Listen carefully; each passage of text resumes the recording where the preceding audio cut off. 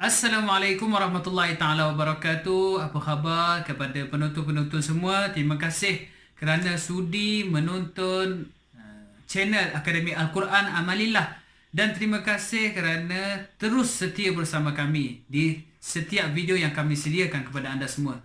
Jangan lupa untuk like dan share channel Akademi Al-Quran Amalillah untuk terus mengikuti perkongsian yang kami sediakan, khususnya berkenaan dengan Al-Quran, bagaimana untuk kita terus fokus, bagaimana untuk kita teruskan momentum, motivasi kita untuk terus menghafaz Al-Quran.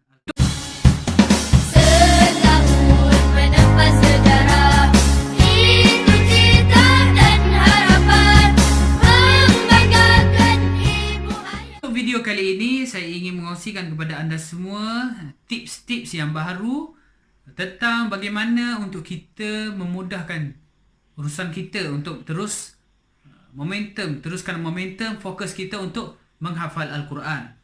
Jadi tajuk kita pada hari ini adalah persiapan kita sebagai penghafaz Al-Quran. Kata Imam Abu Bakar Az-Zuri rahimahullah, tanda orang yang tinggi kualiti imannya adalah orang yang sentiasa membuat persiapan sebelum menjalankan kewajipan. Kita juga sering maklum bahawa orang-orang luar sentiasa mengamalkan apa yang sudah Islam ajarkan kepada kita. Contohnya orang Jepun, kalau kita tengok, mereka biasanya kalau pergi kerja, kalau jam kerja mereka pukul 8, mereka kebiasaannya akan datang 10 minit awal sebelum jam 8. Ataupun kalau mereka pergi keluar untuk lepak kawan-kawan di restoran, di kedai makan, kalau mereka berbincang dalam grup WhatsApp mereka, okey, contoh, kita jumpa on time pukul 7. Biasanya kalau kita tengok di kedai makan, mereka sudah ada 6.50 ataupun 6.55. Ini memang budaya mereka. Sebenarnya budaya ini Islam sudah ajar, menepati waktu. Seperti mana yang Imam Abu Bakar Az-Zuri rahimahullah menyebut, tanda orang yang tinggi imannya adalah orang yang sentiasa buat persiapan sebelum menjalankan tugas mereka. Contoh, kalau dalam bab solat, bayangkan, orang sudah azan, bagaimana situasi kita? Bagaimana kualiti iman yang kita boleh nilai? Ada orang waktu azan, dia sudah datang awal. Kalau kualiti yang lain, ada orang sebelum azan lagi, 10 minit sebelum azan, dia dah datang. Ini memang kualiti grade A punya. Memang orang yang sentiasa menjaga waktu. Dan ada orang nak qomat, dia datang iqamat. Dan kalau kita tengok lebih malang lagi, ada orang sebelum imam bagi salam akhir, dia baru turun untuk duduk tasyahud akhir. Ini kualiti iman yang na'udzubillah kita minta jauh. Kita dalam bab solat. Contohlah di bulan puasa, kita tengok sebelum mak-mak kita ni nak memasak juadah berbuka puasa, apa yang dia orang fikirkan dulu? Persiapan, kan? Kita tengok menu. Contoh nak buat nasi goreng ke, nak buat tom yum. Dia orang tak akan masak setengah jam sebelum berbuka puasa, kan? Biasanya 1 jam atau 2 jam. Sebab apa? Dia prepare ataupun persiapkan menu, bahan-bahan memasak, apa yang diperlukan untuk memasak tom yum contohnya. Dia orang memerlukan serai, dia cari serai dulu, dia pergi ke pasar. Dia orang perlukan apa lagi? Tom yum paste. Dia cari tom yum paste, beli di kedai-kedai kunci. Itu persiapan kalau kita nak memasak. Contoh lagi, persiapan untuk kita pergi ke sekolah. Kita tak bangun tidur setengah jam sebelum nak naik bas. Mesti kita bangun awal lagi sebelum subuh. Kita solat subuh dulu. Sebelum solat subuh kita mandi dulu. Lepas mandi kita sarapan, pakai baju siap-siap, barulah sarapan, naik bas sekolah. Bayangkan kalau kita tak buat persiapan untuk pergi ke sekolah. 15 minit solat subuh pun belum, macam mana? Mesti tunggang langgang, tak teratur. Kadang-kadang kita sudah lewat datang ke sekolah, siap kena denda lagi. Tambahan lagi sekarang kita berada di dalam bulan Ramadan. Bagaimana persiapan kita di bulan puasa. Begitu sama juga.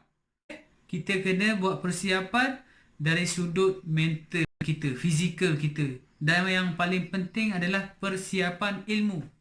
Puasa kita kena tahu hukum hakam berpuasa. Apa yang membatalkan puasa kita? Apa perbuatan yang membuat puasa kita, pahala puasa kita ni berkurangan. Begitu juga kita sebagai penghafaz Al-Quran, apa persiapan kita sebagai penghafal Al-Quran? Apa preparation kita sebagai penghafal Al-Quran supaya kita dapat mencapai target yang kita nak? Seperti mana yang saya sudah sebut sebelum ni. Imam Abu Bakar Az-Zuri menyebut, tanda orang yang tinggi kualiti iman ni, sentiasa orang yang membuat persiapan sebelum menjalankan kewajipan. Nampak? Begitu juga dalam hal kita menghafal Al-Quran.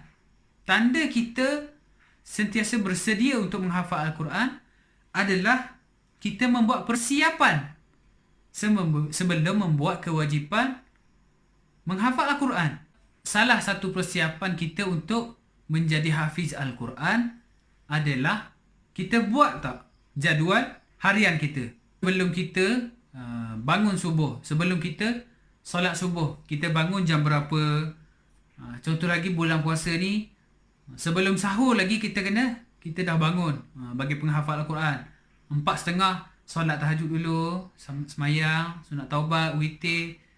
Ambil masa 10 minit, kita ulang hafazan kita.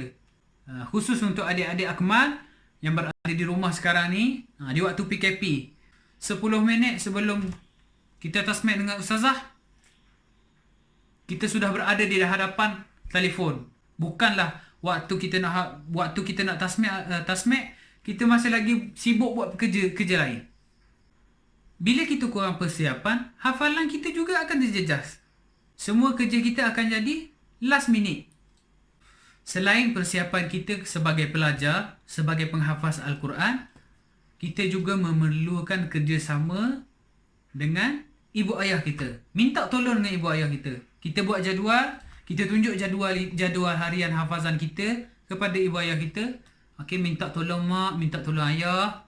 Ingatkan kita. Jadual waktu sekian.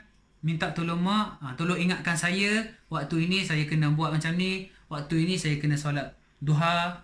Waktu ini saya kena tidur sebentar sebelum zuhur. Jadi bila kita tidur, tolong kejutkan saya. Kita memerlukan kerjasama dengan ibu ayah kita. Minta tolong dengan ibu ayah. Jadi ibu ayah di rumah, salah satu cara untuk anak-anak kita ni berjaya dalam hafalan mereka adalah komitmen yang kita berikan kepada mereka.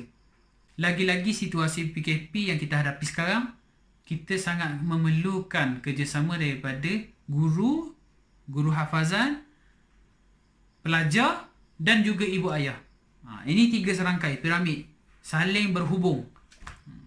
Peranan guru penting, peranan pelajar untuk mengikuti jadual itu juga penting, dan yang sangat penting adalah peranan ibu bapa untuk sentiasa memberi dokongan, motivasi yang disediakan oleh pihak akmal, sentiasa maklumkan kepada mereka peraturan-peraturan yang sudah ditetapkan oleh akmal kepada pelajar-pelajar. Ini juga menjadi salah satu cara untuk anak-anak terus memberi komitmen dalam misi mereka. Kesimpulannya, semoga kita berada di kalangan orang-orang yang menjaga waktu, insya-Allah sentiasa membuat persiapan sebelum membuat kewajipan, kerana di antara tanda-tanda orang yang sempurna imannya adalah orang yang sentiasa membuat persiapan sebelum melaksanakan kewajipan. InsyaAllah semoga kita sama-sama dapat amalkan perkara ini agar apa yang kita impikan menjadi kenyataan. InsyaAllah. Setahun menepis